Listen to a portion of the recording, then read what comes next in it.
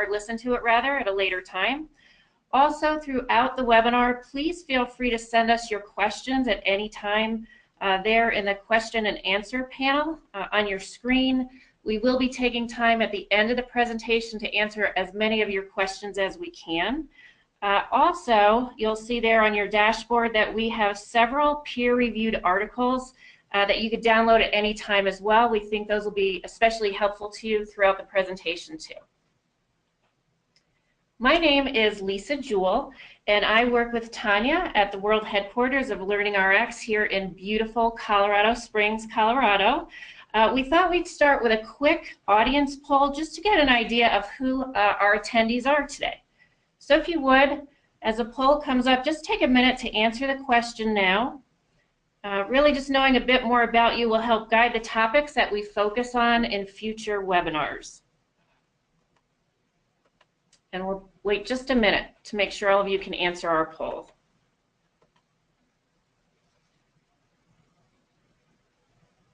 Great. Awesome. So today we'll be covering the topics that are listed here. Tanya is going to take about 35-40 minutes to present her information to everyone. As I mentioned again, at the end we will have a question and answer section. But before I introduce Tanya, I wanted to give you all just a very brief high-level overview about our company. So this year, LearningRx celebrated a significant milestone in that we trained the brain of our 100,000th student. That's kind of hard to say.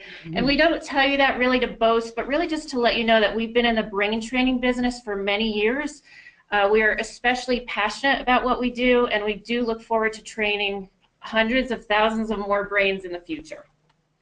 So today there are 80 LearningRx centers across the U.S. and over 400 licensed professionals deliver our programs in over 40 countries around the world. So to kind of just succinctly summarize what it is that we do, for those of you who are not yet familiar with LearningRx, we specialize in one-on-one brain training programs that focus on strengthening 7 core cognitive skills. And as you can see in this infographic, those skills are attention, processing speed, working memory, logic and reasoning, auditory processing, visual processing, and long-term memory. All of our programs utilize a one-on-one student-to-trainer delivery model, and our students range in age from 4 years to senior adults. And as you can see, our most senior client to this point was 94 years young. And now it is my pleasure to introduce you to Tanya. She has been instrumental in developing and administering LearningRx programs for over 20 years. So Tanya, welcome. Thank you, Lisa. Hi, everyone. I wanted to start off with a picture of my family. As Lisa mentioned, I've worked with LearningRx over 20 years. My father is the founder of LearningRx, Dr. Ken Gibson. And back in 1995, I was the first non-doctor to run a training center. And I had 12 trainers, and so I've been a center director, I've been a trainer, and recently I've been a customer. So even in my own family, I have brain injury, I have ADHD, I've had reading problems, and I've had some behavior issues, although you can see I have a couple teens, so I don't, some of it's connected, but you know, those are things that I've been through just myself. And I do want to give a shout out to my oldest, Kip. He's on the left here. Kip just completed a second round of training with LearningRx, and so I've been able to experience the amazing results that comes with this type of training, and just the change in, you know, all the different behaviors and academic performance, all those different things that you want as a parent. And Kip just did such a great job, and I'm just so proud of him. So little shout out to my son. So let me start out by just defining what we would consider effective brain training. There's a lot of messages out there, and this is what we say when we talk about effective brain training, and that is that effective brain training needs to have peer-reviewed research behind it. And that research needs to show significant results. We also believe that there needs to be a history of successful outcomes, and that these outcomes also transfer to a real-life benefit for that person. So it's not just a test result, but there's actual change within that person's life. And so I'm going to start with some research before I go into the 7 key ingredients. And you know, LearningRx is based on over 35 years of research. My father started learning centers and preschools and schools back in the 70s, and was really trying to help at that point the reader, because he struggled to read. And then in the 80s, he was able to come up with methods and make more of an intense training. So that there's a lot of research behind what we're talking about today. In 2014, we started the Gibson Institute of Cognitive Research, and since that point we've had 20+ research studies either completed or ongoing. In our first randomized controlled trial from the Gibson Institute, our treatment group had a 21-point change in IQ compared to the control. That is not our average. That's better than our average, which I'll explain later, but it's still a pretty significant result for the study.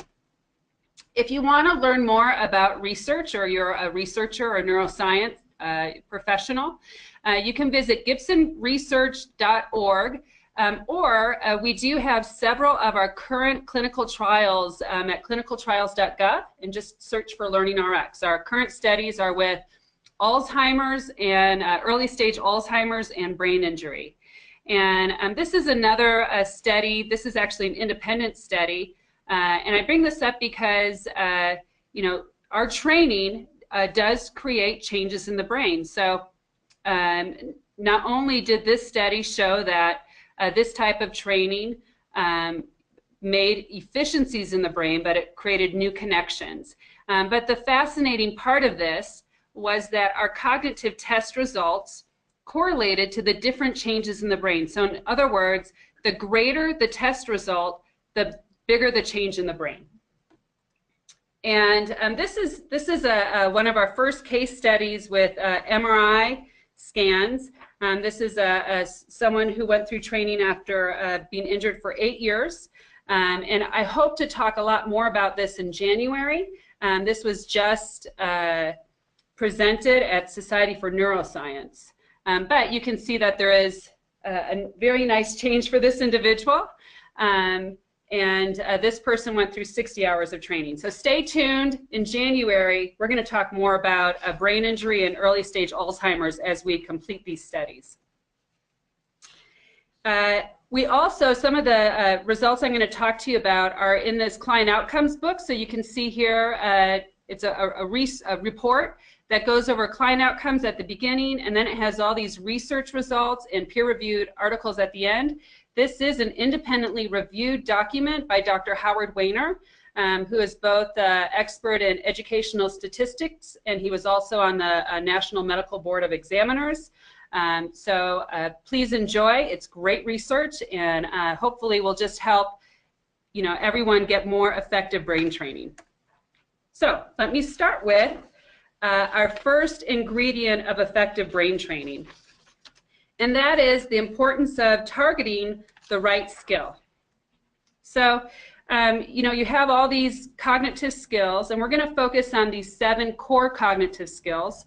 But no matter what you do during the day, whether it's driving a car or having a conversation with someone, trying to remember someone's name, writing an email, doing a math problem, you know, talking with your teenagers, whatever it is you're doing, you're using different cognitive skills. And based on those skills, you're either maybe really good at that task or you struggle with that task. And these obviously affect all different types of things that we're doing. And each one of the tasks that you see on the side here, so you see like organizing a schedule, word math problems, there's specific core skills that would be, you know, needed even more for each task.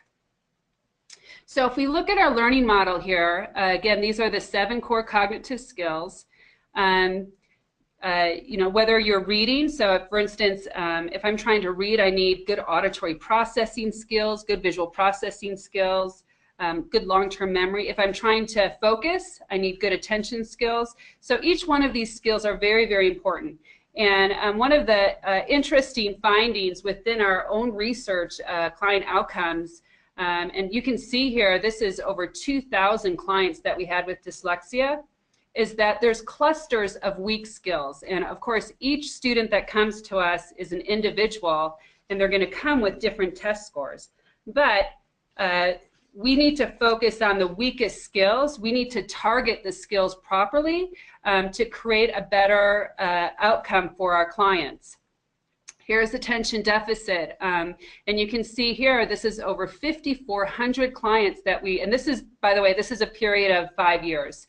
But 5,400 clients came to us with a diagnosis of ADHD, and their attention score, you know, overall was higher than 3 other skills. So the point is that if you're just targeting attention, you're really missing the right help for people with, you know, ADHD, or the right help for an individual.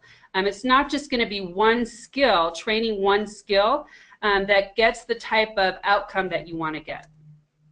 Here's that people or clients that we had that were on the spectrum, and you can see, again, it's a cluster of weak cognitive skills, and each one of those weak skills needs to be addressed so that you get the outcome you want to get. Okay, so the next key ingredient of effective brain training is that these different types of exercises and mental activities must be practiced. I like to show this slide here. This is a Google search of before and afters. And, you know, the top left slide, anyone who's tried to get into physical shape at some point has looked at different programs. And, you know, what's really nice about getting yourself in shape is it's such a visual picture. You have this before and after. To the top right, you have someone who had, you know, crooked teeth, went to an orthodontist. My daughter recently went through this, and, you know, has straight teeth now. And then the person on the bottom left, that actually is someone who had brain injury who went through our training. And obviously that, you know, has an extraordinary result there. And then to the bottom right, this lady had a curved back, and she did yoga training. And the point of this slide is that when we see this, we know that this was not information that that they didn't have. You know, it's not like cognitive training is not trying to inform someone. It's not a memory class. It's not a miracle pill. It is hard, intense training, and it's over hours of time. So just like you can't physically train your body because all of a sudden you have more information, we know that the top left person here must have been in an intense program and an intense diet to get from that before and after.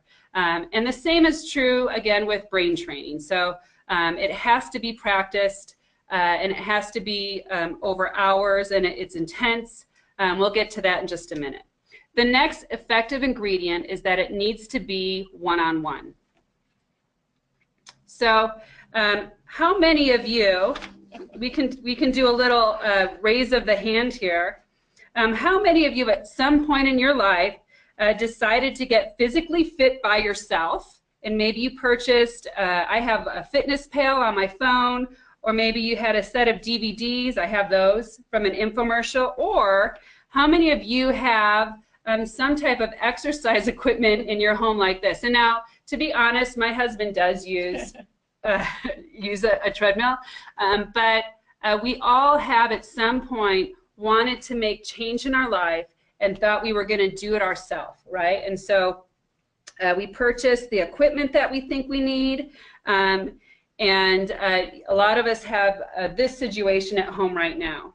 You know, in a recent study, 2 groups of men were put into identical 12-week strength training programs, and at the end of the experiment, one group had gained a 32% more upper body strength and 47% more lower body strength than the other group. And the only difference with the more successful group was that they had a personal trainer watching over their workout. And really the same can be said for brain training.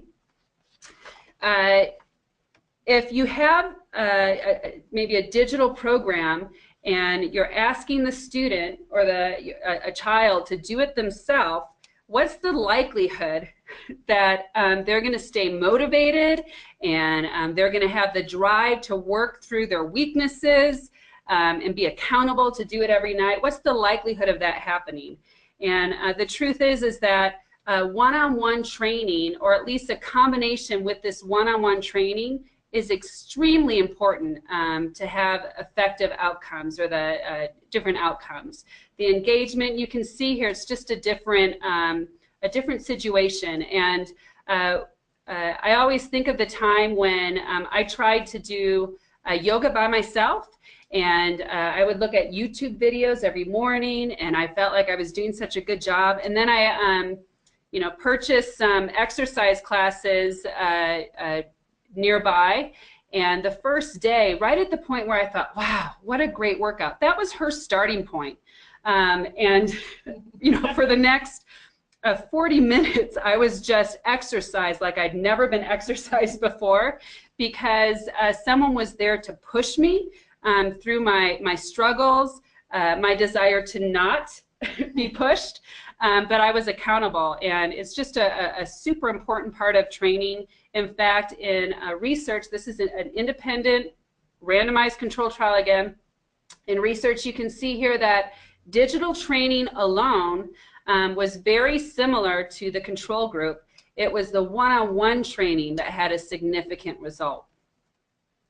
Now, that's not to say that a combination program does not get good results. In fact, you can see to the left, this is our one-on-one training, and this is the randomized control trial that I talked about with the 21-point increase.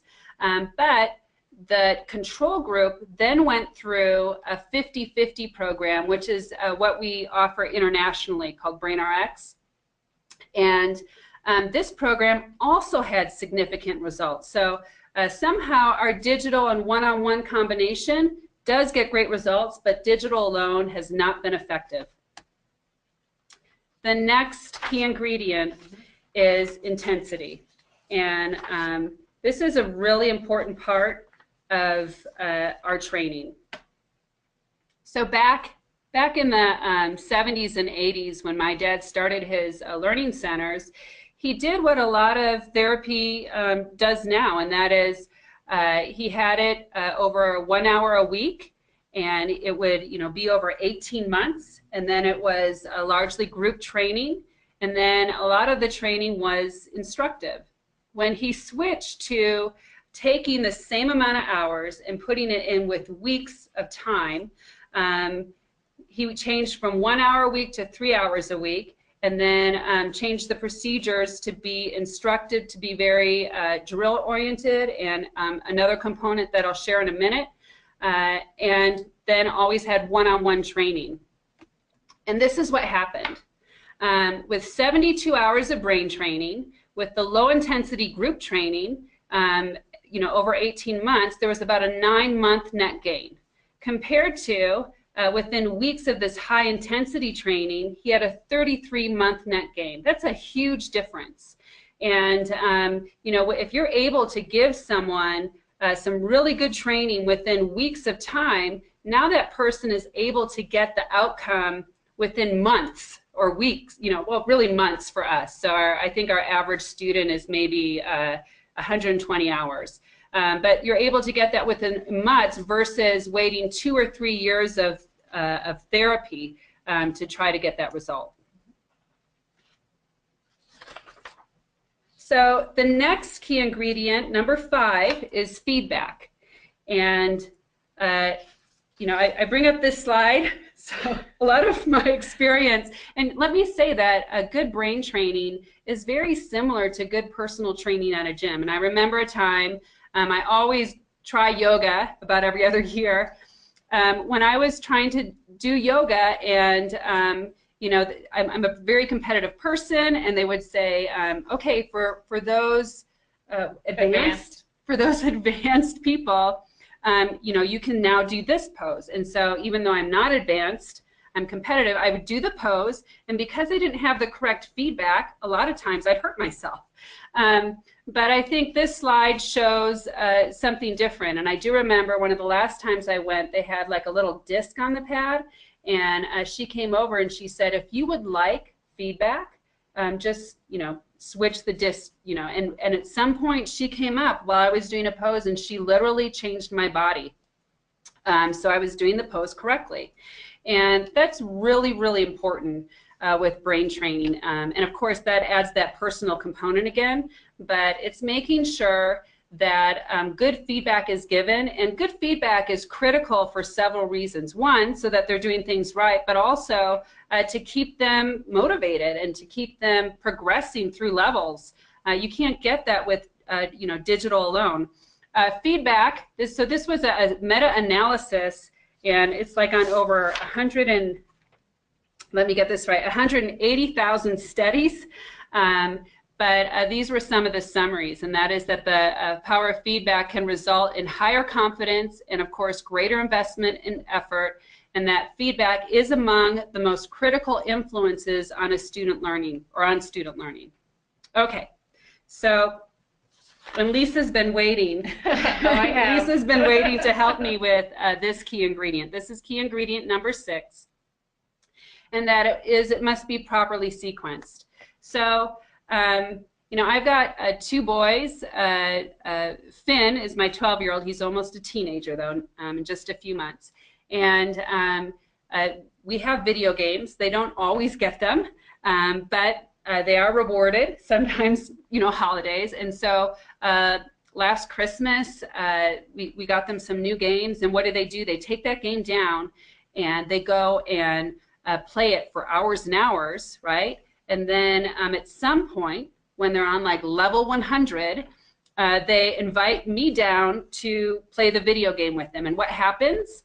I die over and over and over again, right? And it's so frustrating. It's like, who wants to do this? Why would anyone want to do this? But the fact is that they were very happy to stay on that video game because it's properly sequenced for them. So even though I'm dying over and over again, you know, as long as they see progression, as long as they feel movement and they keep improvement, they're okay. They're okay with doing something intensely. So sequencing is really important, and you can see here, you know, kids are okay with this type of training. It's super intense, but it's properly sequenced.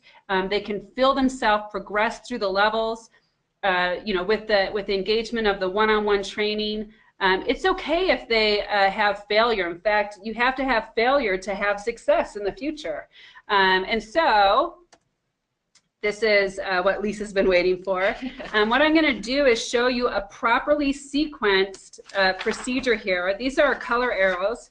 LearningRx has over 200 different procedures that we would use with clients based on obviously whatever their expectations are or their wants are through training.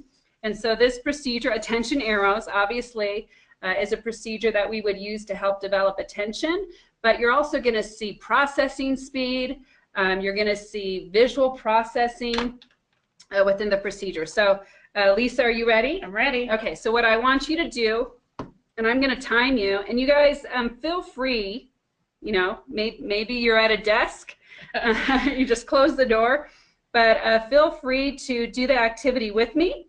And but I'm going to use a stopwatch, and what I want you to do, Lisa, is I want you to say the color of the arrows for the first 2 rows as fast as you can. Are you ready? I'm ready. Get set, go. Blue, yellow, red, green, red, yellow, blue, red, red, green, yellow, red, green, green, red, red. All right, and so you did that in 5 seconds. Give me a high five. Woo. Good job. All right. Do this with me, please. So this is a first level, but let me take you now, and this is a metronome. We use our metronome in many of our procedures. It's a really great tool in creating more of an intense type of training for individuals, and then loading, which is the next thing we're going to talk about. So this time what I want you to do is do the direction of the arrows. So right, up, right, down, okay, for 2 rows. Okay. Ready, go. Right, up, right, down, up, right, left, left, left, left, up, left, left, right, up, down. Good. Okay. Good job. Okay. So, so that would be, you know, maybe one of the beginning levels. So let's up it. This time I'm going to have you do the arrows. I'm going to have you say the direction as if they were turned a quarter turn clockwise. So instead of saying right, you would visually move it a quarter turn, and you would say Down. Okay. You ready? I'm ready. Ready? Go. Down, right, down, left, right, down, up, up, up, up, right, up, up, Keep going. down, right, left. Good. And I don't know if you guys are helping her, but you know, I can see that she's starting to mentally sweat. Yes, right? I am, and I'm offbeat. Well, that's okay. That's why I'm here, right? Okay, so now I'm going to load this activity, which is the next one we're going to talk about. And this time I'm going to have you do the same thing. So you're going to say the arrows as if they were turned a quarter turn clockwise, but I'm going to give you two numbers. And then at the end of the row, I want you to give me the sum of those two numbers. Okay, both rows. Okay. On beat. You ready? Yes. Ready, go. Down, right, down, 8, left, right, 7, down, up, 15. keep going, up, Up, right, 23, up, 8, up, down, right, left. 31. Yes, I think. good job, by the way. Okay, and so you can see, you know, I'm here, I'm pushing her. It may be even something she doesn't want to completely do, but with both of us here, we can really create a good mental sweat for our students. And so the last key effective ingredient is that it must be loaded. And, you know, we are here in Colorado Springs, Colorado, which is one of the, I think it's the largest Olympic training center in the country for several reasons, right? We're at a high altitude, so people are training, you know, in a what would you Higher call it? elevation. Higher elevation, or a more difficult situation. Especially for lung and breathing capacity. Yes. But when I look up loading, one of the things that popped up is this swimming parachute, right? And so loading is a lot like this swimming parachute. It's not that we want this person to be able to swim with the parachute. We want them to practice with the parachute so that once the parachute is removed, what happens? They're able to swim stronger and faster, right? And so loading is a lot like the parachute. And so just as you saw in the exercise, you know, she's doing arrows. We're not after arrows, but what is she strengthening? Her attention, her processing speed, her visual processing, and just being able to multitask. And that's all within that one procedure. And like I mentioned, we have over 200. And mental loading also helps create more of an automatic skill. And I think a lot of other training programs really miss this component.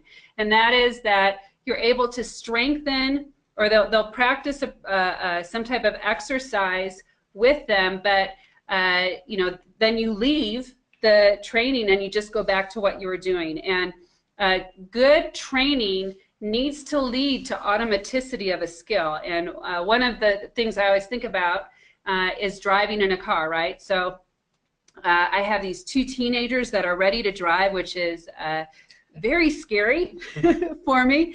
Hopefully my husband will handle that. But why is it so scary? It's because these skills are not automatic for them, you know? So using the blinker, trying to perceive when people are going to turn or enter the street, watching the traffic lights. There's all this, I mean, it's actually a pretty multitasked skill, right? And, you know, but for me, who I've been driving for years, these things are automatic. You know, I don't have to think about listening to the radio and driving. In fact, sometimes I can drive for minutes and not even think about driving. And this loading component, that's what it does for cognitive training. So by adding the loading component, we're able to create more of an automatic skill that will, in effect, lead to greater real-life change for our clients much, much faster. And you know, brain training works for everyone. So IQ score, our IQ score is a composite score of 7 different tests. So even though it doesn't tell you why someone is struggling, it does offer an overall idea of how well the training worked. And you can see we've had clients from 5 to seniors. We've worked with all these different clients. Look who gets the biggest changes. Who would have thought that seniors over 60 get the greatest change in cognitive training? I think there's several reasons for that, which I'm not going to go into right now. But the fact is it doesn't matter what your age is. And anyone can have their brain trained. Anyone can improve their skills, you know, at least the clients that we've worked with. And that brings me to this last piece, and that is a transfer to real-life changes. And this is a big question within brain training today. So, you know, a lot of skeptics would say, well, so you got a test result. What does that mean? Well, we've already shown you that that test result correlates to changes in the brain, but we have qualitative data. I think that's really, really important to share. And so this is a peer-reviewed article. You can actually download this. It's one of the handouts listed there. It's the TBI Soldiers, where we did a qualitative chart analysis, and you can see what their goals were before they entered the training, and you can see what they reported as their post-intervention improvements. And you know, these are the types of the things that we hear from people every single day. In a randomized control trial of clients with ADHD, and you can see that's a big group of our clients. So even though this is a 13, in the study, you know, I showed you client outcomes in over 5,400, but in this randomized control trial, the behavioral improvements, and these are actually in the order of what was reported. In other words, you know, the number one thing reported was a change in relationship with others. And as I mentioned, my son was diagnosed with ADHD, and the second time around, I can tell you what an impact this program has had on our family life, even at home. When someone is not impulsive and thinks before they act, it changed my family dynamic. So, and then the next thing that was reported is academic performance. I mean, when you can, you know, attention or lack of attention is really a symptom. It's not always the cause, as I showed you. And when you can develop someone's memory and speed and logic and all those different skills, what happens is things are way easier for them to do. So Kip changed schools this year, and you know, he's working on grades. They're way better than they were last year. But I say, what's different? And he said, things are just easier. Like, he just gets things now, which is so awesome. The next thing was confidence and self-esteem, and this is probably the #1 comment normally that we hear from parents, but it makes a lot of sense. When you have the right tools necessary, your confidence increases. You know, you just feel like you can try things. And even for my daughter, who really has never struggled, because she was so good at certain things, she did not want to try other things. And so the training gave her the confidence to try many, many different activities that she might have whined or complained about before. In fact, in an exit survey, and this is during a 5-year period again, so over 22,000 surveys were completed. We asked the ultimate question, or you hear the NPS score, but we're using the 9.6. On a scale of 1 to 10, how likely are you to refer your friends or family members to LearningRx? And on 22,000 we surveyed, we averaged 9.6. So if you are interested in hearing from actual clients and students and parents, we have video testimonials at studentshoutouts.com that you can go to, and we'll send you some follow-up emails that go over all this information later. Or you can go to learningrx-reviews.com, and here you see this was taken last week, a screenshot, over 2,174 reviews, and we averaged a 4.9 out of 5 rating. Awesome, Tanya, thank you so very much. Awesome. So as you might imagine, we do have a lot of questions from the audience. Let me ask you, if you haven't submitted your questions yet, feel free to do that now on the questions panel. And while we are waiting, if any of you are interested, if any of this has inspired you to be more curious or to want to learn more, we encourage you to take the first step by contacting a LearningRx center near you. You can find us at learningrx.com, or you can phone us at 866-BRAIN-01. If you do contact a center, we encourage you to ask for what we call a cognitive skills assessment. It's a very comprehensive test. It really focuses and measures the 7 cognitive skills that Tanya mentioned throughout this presentation. And what's most remarkable, it really helps reveal the why, or the root cause behind the struggle. And if you mention, by the way, the 7 Keys webinar, or Lisa or Tanya's webinar, to the center that you speak with, we're sure they'll be able to give you some sort of discount on that assessment. If you happen to live outside the U.S., please visit brainrx.com for our international licenses. And if there happens to be no center in your area, feel free to email sales@learningrx.com for other training options. And lastly, we would like to invite you to join our next webinar, which will be on December 14th. Tanya will be hosting again. It's titled How Effective Brain Training Impacts Reading and Comprehension. When we send you the follow-up email from today's webinar, there will be a registration link that will invite you to register for that as well, and we really hope you can make it. That should be a really great one too. So Tanya, we have lots of questions, as I mentioned. We will try to answer as many as we can, but let's go ahead and get started. This comes from Suzanne, and it looks like there's several others who have a very similar question, which is, how much does this training cost? Well, obviously we get this training, or the question, quite a bit. The fact is that we are in over 40 countries, and so and we have licensees, and we have centers, and so it's all different. But probably the most comparable thing to our training would be other personal training or therapy. So it's just that instead of doing the therapy over 2 to 3 years, we're going to be doing it within months of time. But it's kind of whatever a speech therapist might charge, or a personal trainer at a gym might charge. It's around that for the same type of session. Okay, great.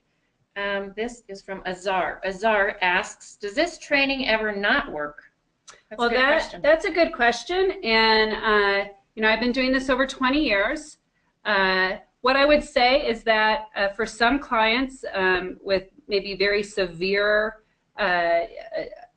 situation, or maybe extremely low functioning, that it may take longer, but it's a lot like physical training, and I know I bring that up a lot, but does physical fitness training work for everyone? And we all know at some degree it would, right? But it's going to be different for everyone, right? So some people may want to lose weight, some people may want to bulk up, some people may want to have different muscles. And if someone wanted to be a bodybuilder and they came to us, and let's say they were 200 pounds overweight, if you put it in that sort of scenario, are they going to get the same result as someone who is just thin and needs to bodybuild? Well, they can. It's just going to take a lot more time and effort, over a longer period of time to get them where we want to go. So, there can always be maybe that 1% where it doesn't work, but overwhelmingly, it's very similar to physical fitness training. Okay. Here's another question. How does LearningRx brain training compare to other tutoring or other brain training companies? And that's a great question. We're actually working on a site right now. I'll send it to you after this. I don't think it's quite up yet, but it's called braintrainingversustutoring.com. But I think one of the best ways to answer that is to look at the type of assessment that tutoring center or other brain concept is offering. And if the assessment, or if the questions are asking you, can your child hold a pencil? Can they tie their shoe? then that is probably the outcome that you can expect at the end of training. So if you look at our assessment, we're going to say, does your child focus? Can they remember and retain information? So that's one of the better ways to look at it. But I think we can also go back to what effective brain training is, and that is, do they share peer-reviewed research? Do they share client outcomes? Do they have real-life transfer? And that's how I would rate anything. So if your child is having, you know, I have a child in geometry, if they're having issues with formulas and they just need some more help and knowledge, then get them more help and knowledge. But if they, you know, repeatedly have difficulty or struggle or have to work longer than other people, maybe their age, or they complain or whine, it's probably a cognitive issue. And I do feel our program, based on results and research, is the most effective brain training available. Okay, let's see what's next. This is, I'm assuming this means my child does well, I think academically. Can this be used for his or her enhancement? Yes, and you know, we work a lot. I think 30% of our clients within the report had ADHD, and so a lot of them do have learning struggles, but some of my favorite students were those that were already functioning at pretty high levels, but maybe they wanted to, you know, be even higher, or you know, or I had one student who was in the IB program, but he was having a lot of difficulty in foreign language, and so, you know, people come to us for all different reasons, but even enhancement, we've been able to work with a lot of people and help them perform even better or just make it easier. Okay. How does this training help with SAT and ACT scores? So we haven't really studied SAT or ACT scores. I mean, I have testimonials on how it helps improve it. What I would say is that those types of tests in many ways are similar to IQ testing, and we do have information on how you know, how they correlate to IQ tests. So I have some stories, but I don't have a randomized control trial. So, but I would say that if your child is having difficulty with processing speed or logic or memory, and you see that even before they would take the test, that, you know, it would be a good type of training to help them get ready for that test. Okay. Here's another common question, Tanya. It says, how long does it take to see the effects? That is a good question. And, you know, sometimes parents will report results right away, and that probably is because they're getting, you know, special attention. And now one of the great things about taking my kids through the program is you realize that, you know, these people are breathing life into them, and they're both a cheerleader and a coach. So it was great to be able to go to the center and pick them up, and the trainer would come out and say, wow, you know, your son did this and this, and, you know, today, and that's awesome, you know. So so they see improvements like that. But I would say that you start really getting a lot of the improvements about 6 to 8 weeks into training. And so, you know, they'll say, I improved on arrows, or I improved on presidents. I can say my presidents now, which is part of a training, or I feel like I can focus longer. And then about 6 to 8 weeks in, they come in and they'll say, I finished my math quiz before everyone else. No, and you'll say, have you ever done that before? No, I've never done that before. I got 100 on my spelling test. Not that, you know, we want the expectation to be that in 6 weeks, but they come to you with some real life improvements. I didn't get grounded all week. You know, I was able to do what my parents asked me. I mean, you know, some of those things, about 6 to 8 weeks in the program. And I mean, that makes sense. You know, with anything, there's sort of hills and valleys with any type of good training. But that's about when I would expect some type of result. Great. Here's one regarding a specific condition, and it asks, do you have any experience training children with sensory processing disorder?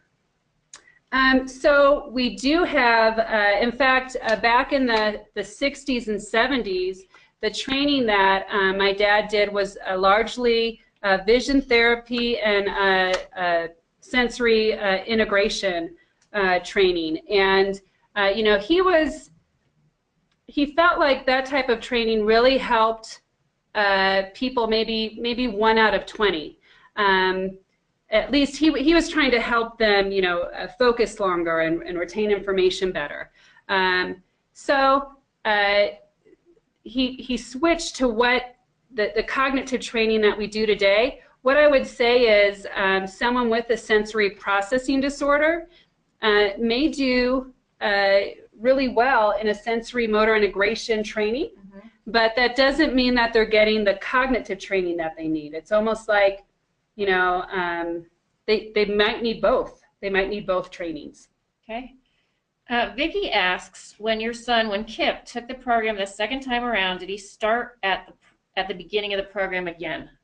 Yes, so that is a good question. And actually, as a trainer, one of the there's one procedure where you have them do these logic problem-solving tests for about 5 minutes in the training, right?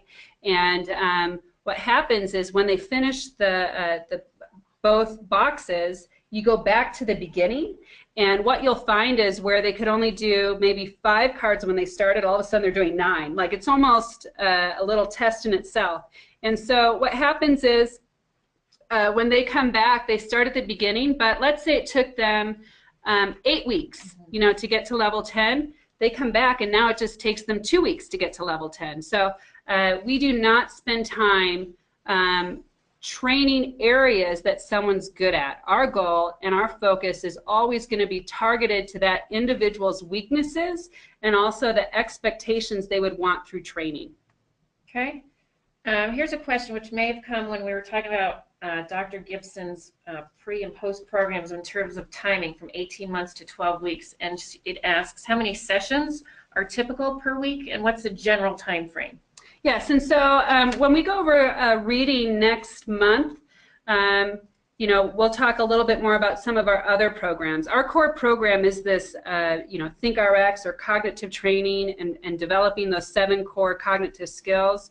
And so that program, we know what type of results we can get within a period of time. So if you look at our client outcomes, a lot of that information is based on an average of 90 hours. But what they're doing those 90 hours, again, we're focused on their weak skills, so it's going to be very individualized to each person. And we do have reading programs and math programs, comprehension programs. And so it just depends upon, you know, where someone wants to go when they come to us, how they test, where they want to be, what type of knowledge they want added, especially for reading. So reading is probably about 120 hours of training, but we get really big results for people within that period of time. That's about 6 months. And this is asking about the cognitive skills assessment. Is it available online? It is available online, but the best testing you can do, and it doesn't cost, you know, it's not a big difference in cost, is to be able to have the interaction with someone so that they can, there's things that you can pick up as a tester, you know, being there. But the beauty of the online cognitive testing that we have is it's in over 20 languages. And so if you do want more information, the first thing you want to do is contact your local center and schedule an assessment. Our assessments are a fraction of the cost if you were going to get the same type of cognitive testing, you know, by someone else. And we're not here to diagnose. In fact, you'll never get that at a LearningRx center. We're just here to see if those 7 core cognitive skills are affecting that person's learning and performance, and then we're going to train those skills. That's why we test, and then we're always going to measure at the end. I think we have time for about one more question, Tanya. This is, are sessions done over the weekend? That's a great question, and I'm not sure where you're calling. So as I said, we're international, and so weekends are different based on the country. You know, apparently people work on Sunday, other places. But that is a question really for your local center and to contact them. And because it is one-on-one training, we will have center hours where we're answering the phone and we're able to help people, and then we also have other hours where this one-on-one training can take place. So it's a good question for your local center. So thank you so much for joining us. We do have a lot of other questions, but we really want to be able to maybe address those questions in several follow-up emails, so we'll be sending them out and sending out more information on registering for the next webinar, or just let us know how we can help you. So again, our next webinar is on December 14th, and we've had this wonderful reading program for over 15 years, and so I'm going to just share with you what we've learned about reading and also comprehension. If you're outside the U.S., contact brainrx.com or go to brainrx.com to see if there's a licensee near you. If there's not a center near you, please email sales@learningrx.com for other options. But for most of you that are on the webinar, you can go to learningrx.com. You can put your zip code into the Find a Center, and it will give you whatever centers are within miles of your zip code, or you can call 1-866-BRAIN-01 for the same information. So thank you so much. It's been a real pleasure, and we hope to hear from you soon.